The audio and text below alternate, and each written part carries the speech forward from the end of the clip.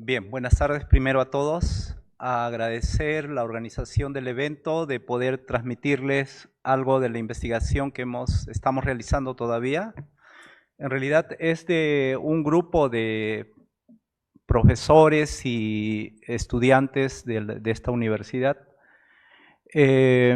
Señora vicerrectora de investigación, profesor Jiménez, profesores de Mendiburo, profesores presentes, estudiantes, invitados. Bien, entonces voy a presentar esta investigación, posibles pérdidas económicas en la cadena productiva de naranjas al Perú por el ingreso de una enfermedad llamada Wanglonbing, HLB, una simulación de escenarios prospectivos al año 2045. Como les indicaba, es sobre la base de un equipo de trabajo. Bien, bueno, concretamente esta parte trabajamos con Catherine Guadalupe y Carla Vega, ha sido ya aceptado este artículo para publicar en una revista Scopus. Bien, entonces el índice de la presentación es la introducción, la metodología, los resultados y la discusión, las conclusiones y algunos anexos. Bien, como les decía, esta es una enfermedad Wanglonbing, se conoce como dragón amarillo o greening, que está atacando a nivel mundial, se ha declarado ya la pandemia mundial de los cítricos. Y entonces la enfermedad amenaza a las plantaciones y hace que el agronegocio puede ser inviable cuando la enfermedad ataca. Bien, entonces ahí se presenta una serie de países. Este es el mapa, digamos, donde ya está el vector. El vector es la Diaphorina citri, que es un insecto. Este insecto, cuando se alimenta de una planta enferma y luego va a otra planta sana, entonces le transmite la enfermedad. Y como ven, la enfermedad o la diaforina está en toda Sudamérica, excepto Perú y Chile, donde todavía la enfermedad no ha ingresado. En los demás países ya tienen la enfermedad. Bien, la enfermedad nace en China, luego se traslada al África y luego aparece por primera vez en las Américas en Brasil en el año 2004 y en el año 2005 aparece ya en los Estados Unidos, en Florida, y luego salta a California, va de costa este a costa oeste, luego aparece en el sur de México. No es muy claro cómo se transmite la enfermedad, digamos, a lugares tan distantes, ¿no? Y luego ya está en Argentina, en Paraguay, en Colombia, en Venezuela, en Bolivia. Y bueno, esa es la preocupación con la enfermedad. Vista la literatura, revisada la literatura con el software Box Viewer, lo que vemos, por ejemplo, en esta primera gráfica son los países que más han publicado sobre la enfermedad. Y en este caso, en publicaciones lidera Estados Unidos, China y Brasil. Y a su vez son estos tres países los más grandes productores de naranja del mundo. ¿Se dan cuenta? Entonces la importancia que tiene para ellos la enfermedad hace que ellos generen investigación. Pero también hay otros países latinoamericanos, Argentina, México, ¿no? Algunos países europeos, Medio Oriente, en todo el mundo en realidad, ¿no? Porque es una preocupación la enfermedad.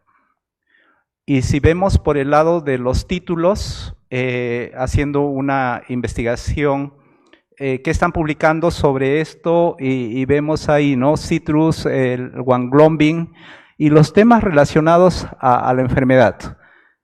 Y entonces diríamos, pero ¿qué hacen los economistas en este campo que parece ser un campo agronómico, un campo biológico, ¿no? Un campo de diseminación de una enfermedad?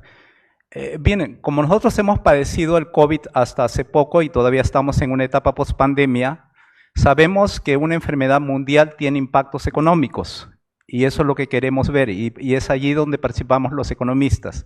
en estimar los impactos económicos que podría causar la enfermedad. Y en este caso es una simulación prospectiva. ¿Por qué? Porque la enfermedad efectivamente no está en el Perú. Lo que pasa que muchas veces reaccionamos tardemente, quiere decir, reaccionamos cuando ya tenemos el problema. Y eso está pasando en los países latinoamericanos. Los países que están haciendo los estudios sobre la enfermedad es los países que ya han sido contagiados por la enfermedad. Entonces, no somos previsores en el sentido de hacer los estudios antes. Y entonces coordinamos con el SENASA, el Servicio Nacional de Sanidad Agraria. Ellos decían, debemos hacer el estudio para que no ingrese la enfermedad.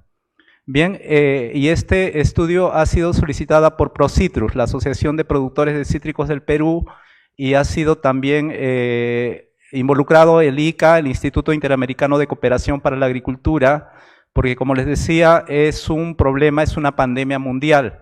Y entonces es una idea para que ustedes se acerquen a la investigación por demanda, no por oferta. No es lo que yo quiero hacer o lo que yo sé hacer lo que voy a hacer, sino lo que la sociedad demanda en investigación.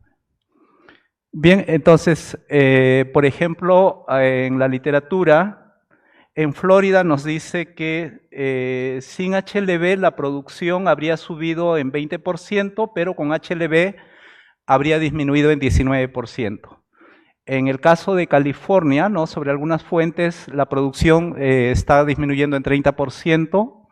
En Brasil dice que sin HLB la producción habría crecido en 3%, pero con HLB disminuye en 45%. Y en México nos dice que para 5 años la estimativa es que la producción disminuye en 33%, siendo distinto en naranjas, mandarinas y limones. Esta es un poco la gráfica del desempeño, digamos, a nivel americano, digamos, de los dos grandes países productores de cítricos, ¿no? Entonces, tenemos ahí Brasil de verde, Estados Unidos de rojo, y la enfermedad ingresa en el 2004 a Brasil, 2005 a los Estados Unidos, y fíjense, la evolución posterior de la producción de naranjas ha sido distinto en Brasil y en los Estados Unidos. En el caso del Brasil se propusieron al menos mantener la producción similar a la producción del año 2004. Entonces, para ello tuvieron que hacer muchas cosas. Tuvieron que implementar todo un sistema, un protocolo para enfrentar la enfermedad.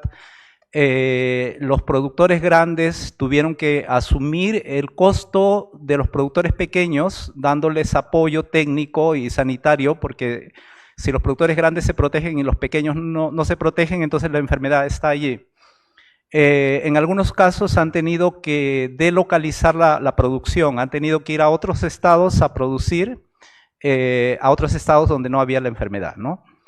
Y en Estados Unidos, que digamos en un inicio no tuvieron la prevención, como ven la producción ha disminuido, y lo que están haciendo ahora es vistiendo a cada árbol con un mosquitero a fin de evitar que ingrese la Diaforina citri, ¿no? Entonces, y las pérdidas, digamos, son cuantiosas en ambos países, ¿no? Y como vemos acá, las tasas de crecimiento de Brasil prácticamente se han mantenido muy estables, cercanas a cero, mientras que en Estados Unidos ha venido decayendo, ¿no? Bueno, esta figura es la Diaforina citri, ¿no? Es el insecto vector, que en la práctica, como sabemos que los frutos no andan, el que anda es el hombre. Entonces, el hombre es el que lleva la enfermedad, ¿no? A través de esquejes que toma ingresos informales de frutos o frutos importados de países que tienen la enfermedad, o la Diaforina citri, que es el insecto vector, se aloja mucho en una planta que se llama Murraya paniculata, que son las plantas que nos dan, digamos, con un ramo de flores y dan los ornamentos, entonces ahí se aloja la Diaforina citri. Y entonces es el hombre el que lleva la enfermedad finalmente. Bien, en el caso de el HLB existe en Brasil y Colombia. El vector está en Ecuador y Bolivia. Por lo tanto, en nuestras fronteras está o el vector o la enfermedad. Por ello decimos que es probable el ingreso de la enfermedad al Perú. Es más, ya hubieron 2 detecciones en Costa Norte. Encontraron la Diaforina citri en un cementerio con las flores y la planta Murraya paniculata. Y en otro caso lo encontraron en una fiesta de una quinceañera que estaban celebrando en medio de las flores y estaba ahí la Diaforina citri. Ya se imaginan el SENASA ingresando y haciendo toda la fumigación, ¿no? Todavía se ha encontrado, digamos, en la ciudad, pero como le estoy dando la idea de que la enfermedad viaja con el hombre. Entonces, tenemos aquí en este mapa los lugares, y en realidad producimos cítricos en el país, pero hay 3 puntos importantes. El limón en la costa norte, las mandarinas en la costa central y las naranjas en la selva central. Bien, la enfermedad lo que hace es torna el fruto amargo, en lugar de ser dulce se vuelve amargo. Los frutos se tornan deformes y tienen una coloración media, una parte es color naranja y otra parte es color verde. Entonces lo que hace es perder rápidamente su valor comercial. Entonces la producción disminuye con la enfermedad, el rendimiento disminuye. La forma de tratar la enfermedad es cuando se detecta una planta enferma, hay que matar la planta enferma y hay que matar también todas las plantas que están alrededor de la planta enferma para evitar el riesgo del contagio, ¿no? Y eso implica también más usos de insecticidas y evidentemente menor producción, hay una pérdida económica. Lo que estoy queriendo que vinculemos un poco como los economistas también ingresamos en un campo que pudiéramos pensar que no es el nuestro, pero sí, como decía el profesor Jiménez, la economía le da la base también a otras ciencias. Bien, entonces el HLB como consecuencia genera pérdidas económicas y en el país tenemos un país de pequeña agricultura, falta de asociatividad en el campo, falta de buenas prácticas. Lo que hemos visto que los productores, por ejemplo, adquieren plantones desde viveros informales, que esa es una forma de prevenir la enfermedad. Es decir, los productores no están preparados para enfrentar una enfermedad de este tipo, ¿no? Y a su vez, tampoco existe un programa nacional fitosanitario que sea como un conjunto de programas o proyectos o políticas para prevenir, enfrentar, monitorear la enfermedad en el caso que ingrese, pero antes que eso, prevenir que no ingrese. Bien, entonces el manejo del HLB depende de decisiones técnicas, como les digo, tienen que abastecerse los plantones desde viveros certificados para que aseguren que no tienen la enfermedad y tienen que hacer también las regulares inspecciones en campo y para eso tienen que aprender a detectar la enfermedad. También tiene que ver con decisiones económicas, como les decía, esto genera mayor costo de producción, puede disminuir la rentabilidad y también depende de decisiones políticas. Como les decía, no tenemos un programa nacional, no estamos acostumbrados a hacer prevención, estamos en un país que reacciona cuando ya las cosas ocurren y justamente a eso va este estudio, ¿no? El objetivo es determinar las pérdidas potenciales económicas en la cadena productiva de naranja en Junín, en este caso, simulando el ingreso del HLB, es decir, ¿qué pasaría si la enfermedad ingresa a Perú? En escenarios prospectivos del año 2026 al año 2045, normalmente las pandemias están por 20 años, entonces por eso, y la literatura analiza estos efectos pandémicos por 20 años, a esa proyección estamos llegando, estimando el costo-beneficio de las pérdidas económicas evitadas si es que implementáramos un programa nacional fitosanitario. Vale decir, la reflexión es, ¿qué va a pasar si no hacemos nada y qué pasaría si hacemos algo? Esa es la idea. Bien, aportando así evidencia a la política pública. Bien, en la metodología, en este caso lo que estoy mostrando es el estudio para el caso de Junín, hemos hecho el estudio para Piura, para Lima y ahora estamos haciendo un estudio de nivel nacional. Para el caso de Junín tuvimos una población de 3.366 unidades agrarias y se aplicaron 345 encuestas bajo una muestra estratificada en 2 provincias principales productoras, en Chanchamayo y en Satipo. Bien, acá están los distritos y se evaluaron 3 escenarios. El primer escenario es cómo sería la producción hasta el año 2045 si no hubiera la enfermedad. Es un escenario tendencial, un business as usual. Un segundo escenario que llamamos escenario epidemiológico es ¿Qué pasaría si ingresara el HLV y no hacemos nada? ¿Cuál sería el resultado? Y un tercer escenario en donde decimos, hay el ingreso del HLV, pero sabemos que no todos los productores colaboran o aplican el formato, lo que recomienda el programa. Entonces simulamos un porcentaje de adopción de productores al 25, al 40, 50, 75, y qué pasaría si todos los productores adoptaran el programa. Entonces a eso va la simulación. De hecho estamos en un campo de la prospectiva. Bien, metodológicamente tuvimos un escenario de producción tendencial, es decir, para proyectar la producción si no hubiera HLV, si no hubiera la enfermedad. Una clasificación de productores por factores de riesgo mediante un análisis clúster, y luego tenemos la aplicación del modelo epidemiológico con curvas de severidad, curvas de progreso, incidencia en la enfermedad. Encontrar el modelo epidemiológico también ha sido un trabajo un tanto arduo. Iniciamos este trabajo con el IICA y el ProCitrus y el SENASA en el año 2019 y, digamos,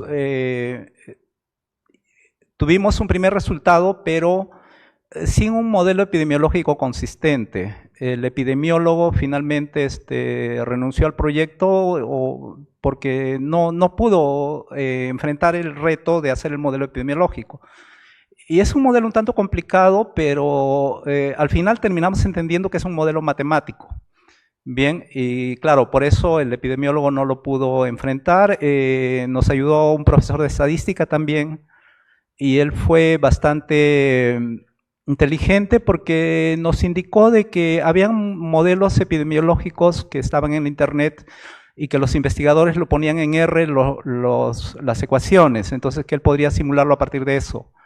Pero a raíz, digamos, del documento que generamos inicialmente con el IICA, nos comunicamos con Renato Bassanesi, que es un brasilero que ha creado el modelo epidemiológico, que la mayoría de los papers lo cita él, y tuve la oportunidad de encontrarme en Brasil con Renato Bassanesi. Y él me dio mucha información que finalmente nos ayudó a encontrar el modelo epidemiológico. Bien, entonces este modelo funciona con severidad, quiere decir que cada planta que se enferma, y la severidad tiene que ver también con la edad de las plantaciones. Eso fue otra dificultad porque en el Perú no tenemos un censo de las plantaciones, o sea, tenemos un censo de hectáreas o de producción, pero no de número de plantas o de edades de las plantas. Entonces eso fue otro reto porque no teníamos la información. En una planta muy pequeña, cuando ingresa la enfermedad rápidamente la mata, pero en una planta adulta que ya está en producción, el proceso es mucho más lento. A eso se refiere la severidad, ¿no? Cuánto en una planta, cuánto se contagia, y la incidencia es esa planta que está enferma, cuánto contagia en el campo productor. Entonces, si tenemos cada planta que se contagia y cada campo productor, podemos tener lo que llamamos la severidad total.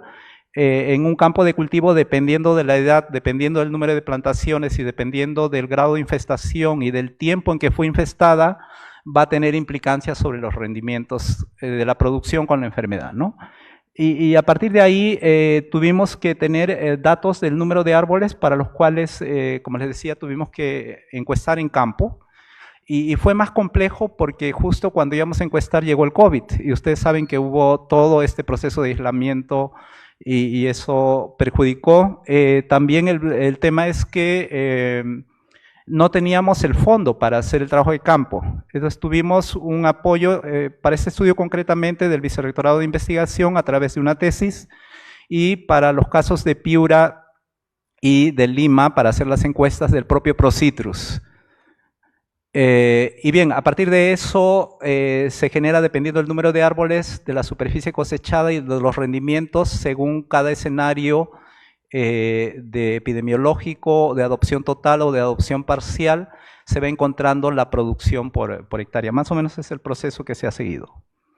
Bien, entonces tenemos, con estas ecuaciones se calculó la severidad total, los rendimientos en cada unidad productiva aplicando un sistema exponencial, y un escenario epidemiológico en 20 años que les decía ocurre la pandemia, que supone en este caso que la enfermedad se introduce, o el vector se introduce al Perú en este año 2023 o 2024, pero se detecta la enfermedad en el año 2026. Entonces de ahí corre hasta el año 2045, ¿no?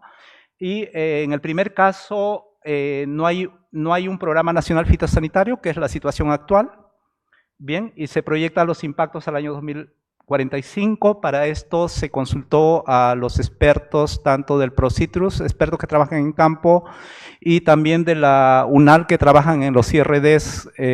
Como ustedes saben, la agraria en Selva Central produce naranjas, entonces también nos ayudaron ellos, ¿no? Entonces, la idea es que no solamente cuando ingresa la enfermedad la producción se afecta toda la cadena productiva.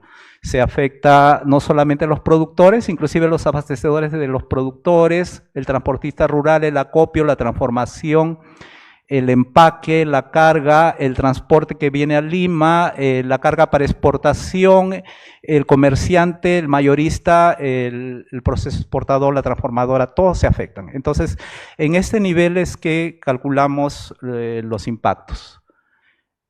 Bien, y finalmente se estimó el beneficio y costo, quiere decir, el beneficio acá se interpreta ¿cuánto pudiste evitar que se pierda? Ese es el beneficio, o las pérdidas evitadas se llaman. ¿Cuánto pudiste evitar que se pierda? Y el costo es cuánto tuviste que gastar para evitar que eso se pierda. Esa es la relación beneficio-costo. Justamente que es para sustentar la posibilidad de hacer política pública. Vale decir, en el esquema, si acá tenemos la producción tendencial sin HLB, y el estimado epidemiológico que aparece acá en color rojo, digamos cuando la producción se cae porque no se hace nada, entonces lo que se estima es la pérdida entre lo que se hubiera producido si no hubiera habido HLB y entre lo que se ha perdido por no tener un programa nacional fitosanitario en un caso, y en el otro caso que está de amarillo es cuando tienes el programa nacional fitosanitario pero no todos los productores aplican el programa. ¿Cuánto pierdes? ¿Cuánto evitas perder versus cuánto te cuesta eso? Ese es el indicador. Bien, entonces en la cadena productiva directa se simula la producción hasta el año 45 y se estima pérdidas de producción por HLB. También los impactos que tienen en jornales, en el empleo y en las ganancias no realizadas en los agentes. Bien, estas diferencias son las que estimamos en un valor actual neto, trayendo todos los ingresos y todos los costos hasta el año 2045 al año 2026, y aplicando una tasa social de descuento del 8%, que es el que aplica el gobierno peruano para los proyectos públicos. Bien, en los resultados tuvimos en el clúster, por ejemplo, algunas características: adquisición de plantones. Como ven acá, la mayoría adquieren los plantones en viveros informales, que es una forma de transmitir la enfermedad. Si conoce los síntomas del HLB, menos de la mitad de los productores conocen los síntomas. Días que dedica a realizar control de plagas al año, casi nada. Distancia entre la unidad agrícola y el poblado, la vía, está muy cerca, digamos, a un poblado o a una carretera principal. Como les decía, el principal agente de propagación es el hombre. Si pertenece a alguna asociación de cítricos, la mayoría no pertenece, entonces no van a tener organización para enfrentar la enfermedad. Si participa en una capacitación, bueno, ahí sí participan, existen entradas y salidas de frutas cítricas, en algún caso sí, en otro no. Es dispuesto a eliminar las plantas enfermas cuando detectan la HLB, bueno, la mayoría responde que sí. Bien. Entonces hay estos riesgos, ¿no? Donde adquieren los plantones, que no identifican los síntomas, que no hacen control de plagas, pocos están asociados, está la distancia cercana a lugares de tránsito. El HLB, les decía, se transporta por humanos. Por ejemplo, en el estado de Río Grande del Sur de Brasil, donde no hay HLB, hay pequeños productores con bajo conocimiento fitosanitario, pero este estado limita con Paraguay y Argentina, donde sí hay HLB. La medida para prevenir fue la cuarentena, evitar la entrada de cítricos de los países fronterizos y la muralla paniculata, las flores con sus adornos, porque ahí viaja la Diaphorina citri, la inspección en frontera, dado que el vector puede ser transportado por las frutas, ¿no? Entonces, los resultados ya en el modelo epidemiológico, lo que vemos acá son la edad de las plantaciones, que está de celeste de 0 a 2 años, de 3 a 5 años, de 6, y en fin. Estas son las ramas que se van infectando. Lo que vemos que cuando menor edad tiene una planta, más rápido se infecta. Y en el segundo caso, el B es cuánto la planta infecta en el predio, en una hectárea. Entonces, las plantas más jóvenes suelen infectarse más rápido. Cuando llega al 100%, pues ya la planta está muerta. Y esta es la curva de severidad, cuánto ocurre esa plantación en campo y eso traducido a los rendimientos. Entonces, cuando llega la enfermedad en el tiempo, los que más rápidamente reducen el rendimiento son las plantas más jóvenes, mientras que las plantas más adultas todavía continúan produciendo en el tiempo, y eso también es un riesgo, porque un productor pequeño que su planta todavía esté produciendo, tal vez no lo quiere eliminar, pero al no eliminarlo está manteniendo la enfermedad.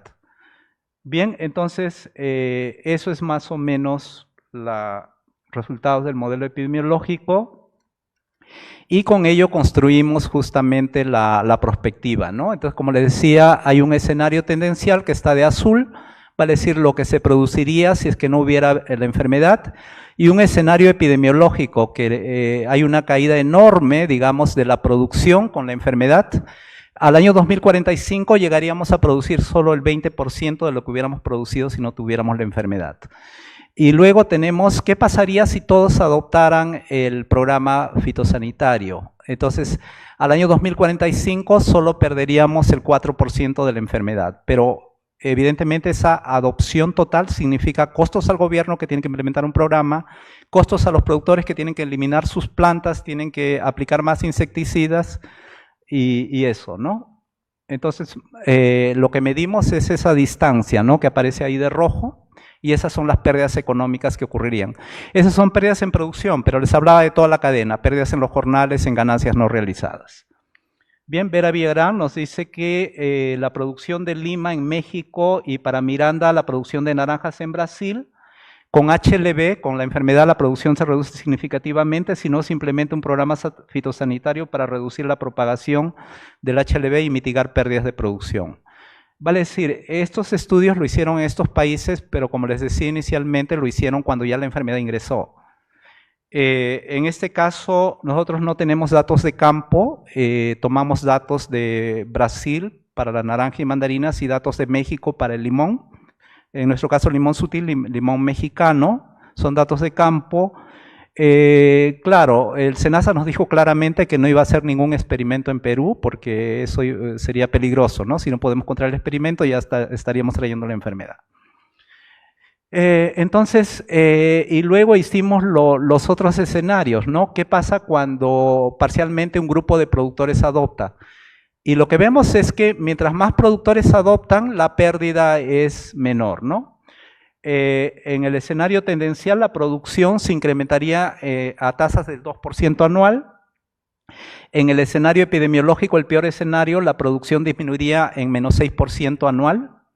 En los escenarios de adopción total, la producción aumentaría en 2%, pero la distancia con la producción sin HLB sería de 4%, y en el escenario de adopción parcial va a depender, digamos, del grado de adopción de los productores, pero a mayor cantidad de productores que adoptan el programa, menor será la pérdida de producción, y lo que hipotizamos aquí es que en Junín y en Perú estos escenarios serían los más esperados, ¿no? Aun cuando hubiera un programa fitosanitario, probablemente no todos los productores lo adoptan.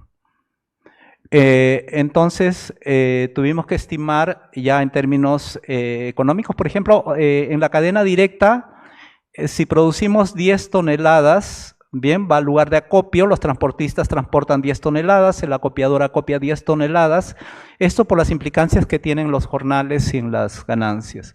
Pero esas 10 toneladas se traducen en una merma de 0.4 toneladas en el sector de transformación, va al empaque, va al acopiador para la procesadora, se exporta naranja procesada en una cantidad muy mínima, va al transporte, aquí hay la estiva, desestiva que generan jornales, el chofer que transporta y obtiene sus ingresos de ese modo. Luego tenemos en el comercio mayorista de Lima, en los mercados de las regiones, en la exportación, y finalmente los consumidores. Más o menos ese es el esquema que nos permite ayudar para calcular las pérdidas económicas. Bien, y luego ya hicimos una tabla técnica. Si tenemos 10 toneladas, ¿cuántos valores generamos? Entonces, generamos por cada uno de los puntos que vimos anteriormente, ¿no? Entonces, 10 toneladas de naranjas generan esta cantidad de valores, es decir, si dejamos de producir 10 toneladas de naranja, perdemos esta cantidad de valores. Y luego tenemos ya las tablas de salida, ¿no? Las tablas de salida nos dice, en el escenario epidemiológico, este es el valor de la producción. Vean que a medida que haya más adopción, el valor de la producción aumenta porque aumenta la producción.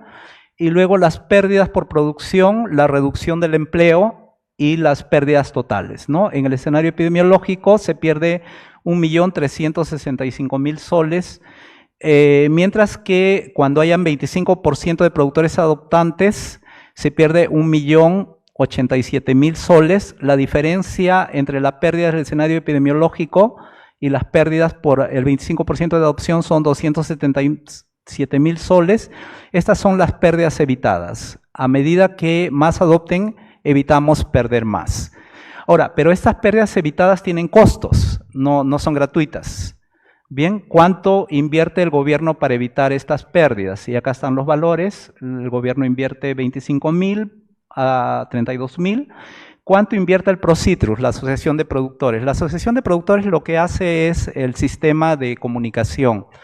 Busca concientizar a que la población reconozca la enfermedad, hace capacitación, hace difusión por las radios, por los banners en campo. Y también incluso ha estado pagando vigilantes en la frontera con el Ecuador para evitar que ingrese murraya o ingrese cítricos del Ecuador por fronteras no autorizadas, porque se supone que ahí va la enfermedad.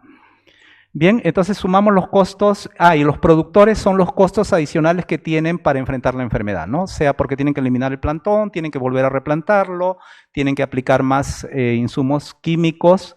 Y entonces finalmente lo que hacemos es calcular estas pérdidas evitadas que son beneficios y el costo que costaron evitar las pérdidas, ¿no? Y entonces nos dan estos indicadores. Si nos centramos acá en el beneficio-costo del gobierno, diríamos, si 25% de los productores adoptan el programa, por cada sol que invierte el gobierno, evita que se pierdan 9.8 soles en toda la cadena productiva, ¿no? Entonces, si todos adoptaran, entonces por cada sol que invierte el gobierno, evita que se pierda 36.3 soles en todos los empleos y en todo el sistema. Acá están los productores también, por cada sol que inviertan los productores, ellos obtienen una cantidad de beneficios o de pérdidas evitadas, y también acá de los tres agentes, de lo que invierten el gobierno, el Procitrus y los productores, por cada sol que invierte el gobierno, el Procitrus y los productores, evitan que se pierdan 2.7 soles con 25% de adoptantes o 17.7 soles con el 100% de adoptantes. Ahora, si comparamos en el gobierno con el 8%, que es la tasa social de descuento, lo que estamos mostrando es que para el gobierno hacer esta inversión es viable. Socialmente, por la protección del empleo, por la protección de los productores, de la producción. Y acá dijimos, pero ¿qué pasaría? Porque como estamos proyectando al 2045 y los precios también los estamos estimando, ¿qué pasaría si los precios cambiaran en más o menos 10%?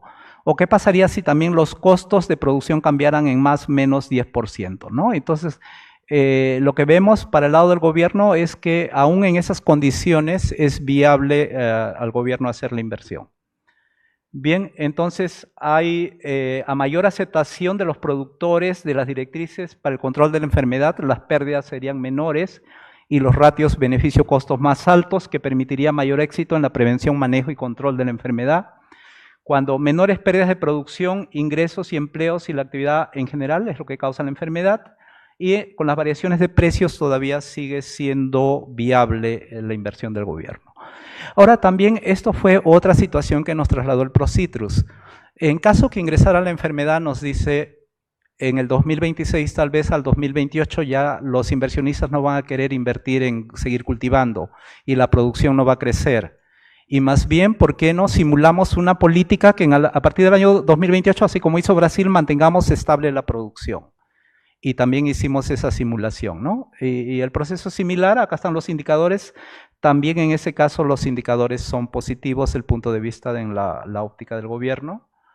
Luego, conclusiones, el HLB generaría pérdidas en la producción que inviabilizarían el agronegocio. Las detecciones de vectores en la costa norte, si bien han sido controladas, ello no elimina que todavía puede haber el riesgo de ingreso del HLB. Los productores no están preparados para enfrentarla porque no conocen la enfermedad. Los escenarios, al año 2045 hay crecimiento de 2% de la producción de naranjas sin HLB, y en el escenario epidemiológico la producción cae en menos 6% anual. Y los escenarios con adopción parcial del productor traen beneficios por pérdidas evitadas de producción, y los costos incrementales son del gobierno, del Procitrus y de los productores. Bien, esta es, por ejemplo, el brochure que elaboramos con el IICA en el año 2019, 2018, cuando dimos a conocer los primeros resultados, y eso lo presentamos ante la Comisión Agraria del Congreso y ante el viceministro de Agricultura de ese momento, ¿no? Para que implemente el Programa Nacional Fitosanitario. Conclusiones, en el gobierno el beneficio-costo va desde 10.8 hasta 25% de productores adoptantes, hasta 37.3% con 100% de productores adoptantes, el programa sería viable. Los productores, el beneficio-costo es positivo, sería beneficioso, evitan perder la producción, ingresos, empleo en la cadena productiva directa, y estas pérdidas todavía serían mayores si resguardamos con el resto de la cadena productiva. Acuérdense que hace poco tuvimos un problema con el limón y había mucha preocupación por el sector gastronómico, entonces las pérdidas serían mucho más altas de las que estamos considerando. Bien, desde el punto de vista de la política pública sería favorable para mitigar pérdidas económicas en productores de cítricos al país, y su falta originaría pérdidas en la cadena productiva. Este es un esquema que sistematiza el estudio y justamente ahora por las reformas o las innovaciones que están haciendo con las revistas, para publicar el artículo nos pidió que le enviáramos una gráfica que resuma todo el artículo, ¿no? Entonces ahí estamos resumiendo, que es básicamente lo que les he comentado. Algunos anexos solo para mencionar, ya para finalizar, como les decía, esto inició en el año 2019 con el apoyo de IICA, SENASA y Procitrus. Luego tuvimos el apoyo del Vicerrectorado de Investigación y el financiamiento también del Procitrus. Se han producido 2 tesis ya sustentadas. Hay una tesis que va a sustentar en las próximas semanas para el limón de Piura y una tesis de maestría que ya hace el análisis de nivel nacional. Bien, esta ponencia, así como ahora, se ha presentado, como les decía, en el taller internacional del IICA, en el SENASA, en la Comisión Agraria del Congreso de la República, al equipo consultor del Midagri, al gobierno regional en Tumbes y Piura, a empresas exportadoras de cítrico en Guaral y Cañete, en el Seminario Internacional del Procitrus en el año 2018 y este año también, y ahora lo estamos presentando en la Semana de Investigación. Bien, también les dije, ya fue aceptada para publicación el artículo que es justamente lo que les estoy presentando en esta revista que está en Scopus y prontamente va a estar disponible para la lectura.